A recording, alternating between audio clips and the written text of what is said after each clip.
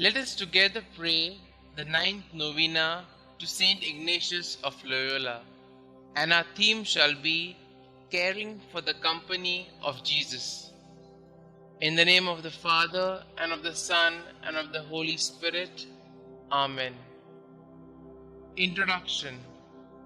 Along with two of his companions, Peter Faber and James Linus, St Ignatius decided to go to Rome and place themselves at the disposal of the Pope.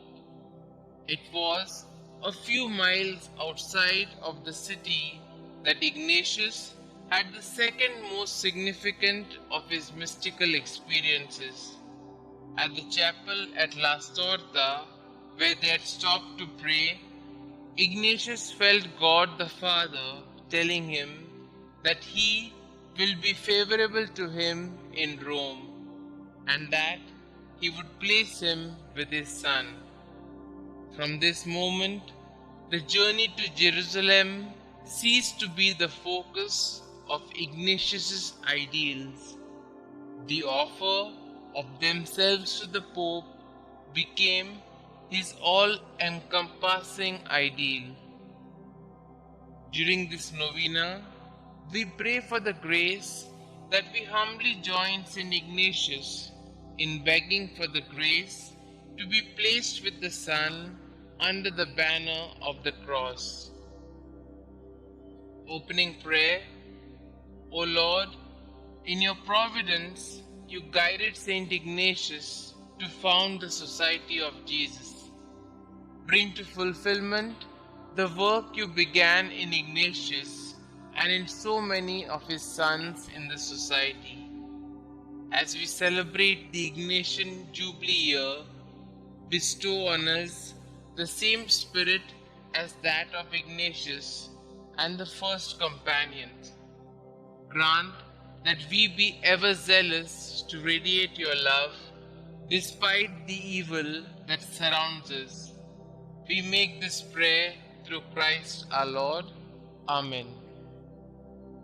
We shall now listen to a scripture passage from John chapter 21, verses 15 to 19.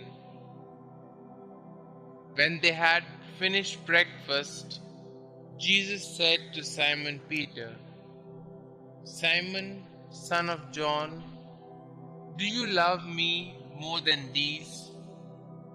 He said to him, "Yes, Lord, you know that I love you." Jesus said to him, "Feed my lambs."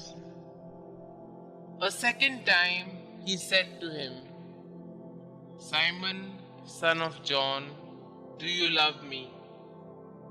He said to him, "Yes, Lord, you know that I love you." Jesus said to him, "Tend my sheep." Jesus said to him the third time, "Simon, son of John, do you love me?"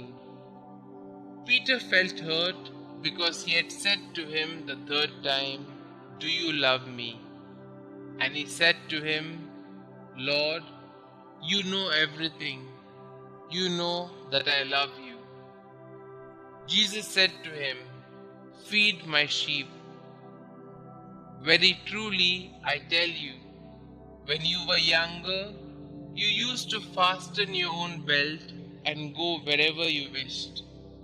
But when you grow old, you will stretch out your hands, and someone else will fasten a belt around you and take you where you do not wish to go."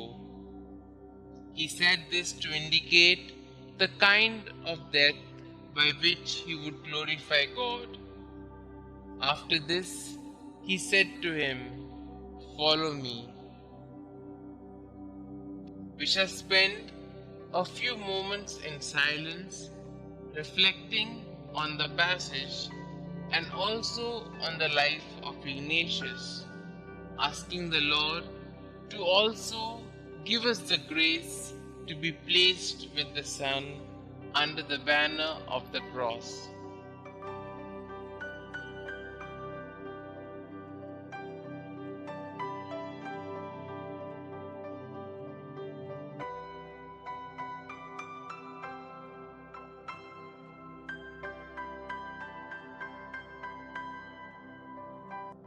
At their last halt before Rome, Inigo stepped into the tiny half-ruined chapel at La Storta. Once more, he revealed to his divine master all that occupied his mind and heart. Then, all of a sudden, it was Manresa again. A mystical illumination penetrated into the very depths of his being, an illusion which he would never again forget, and he felt impelled to describe it to his companions who were waiting by the roadside. Linus would later write, "He told me that it was as if God the Father had impressed these words on his heart: 'I will be favorable to you in Rome.'" Since our father did not understand what the words would signify, he added, "I do not know what will happen to us. Perhaps we shall be crucified in Rome." Then he said it seemed to him as if he beheld Christ with the cross on his shoulder, and by his side the eternal Father, who thus spoke to his Son, "I desire you to take this man as your servant." Jesus accepted him with the words, "It is my will that you serve us." Consequently, he had an immense devotion to the name of Jesus and desired his company to be named the Society of Jesus. Let us spend a few moments in silence and place our prayers and petitions before the Lord.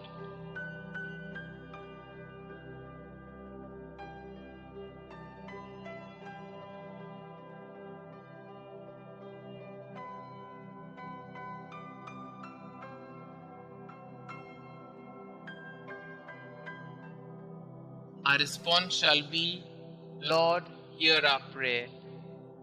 Over the centuries, many men and women are served and are serving under the banner of the cross on God's mission, which was entrusted to St Ignatius near Rome.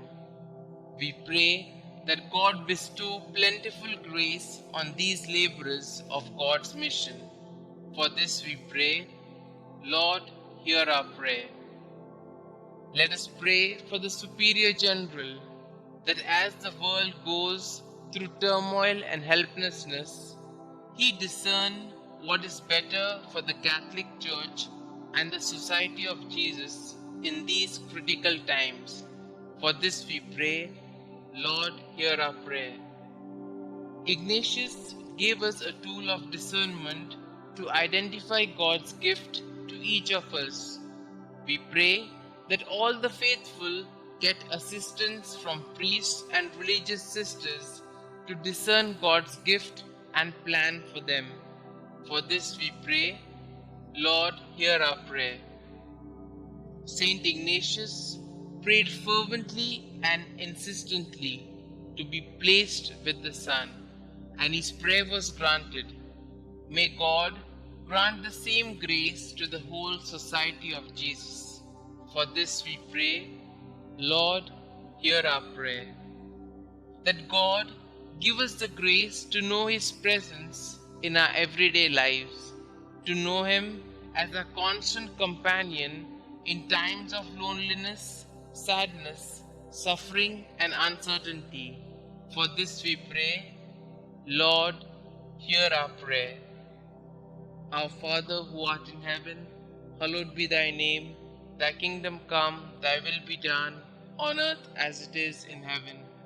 Give us this day our daily bread, and forgive us our trespasses, as we forgive those who trespass against us. And lead us not into temptation, but deliver us from all evil. Hail Mary, full of grace, the Lord is with you. Blessed are you amongst women, and blessed is the fruit of thy womb, Jesus. Holy Mary, Mother of God, pray for us sinners, now and at the hour of our death. Amen. Concluding prayer. O God, for the greater glory of your name, you chose St Ignatius to be your servant, to labor for Christ and your church under the banner of the cross. Grant us the grace of being his sons in the society that bears your son's name, that through the help and example of our Father Ignatius, we may spend our lives on earth for the cause of faith and justice. We ask this through Christ our Lord. Amen. Glory be to the Father, and to the Son, and to the Holy Spirit, as it was in the beginning, is now, and ever shall be, world without end. Amen.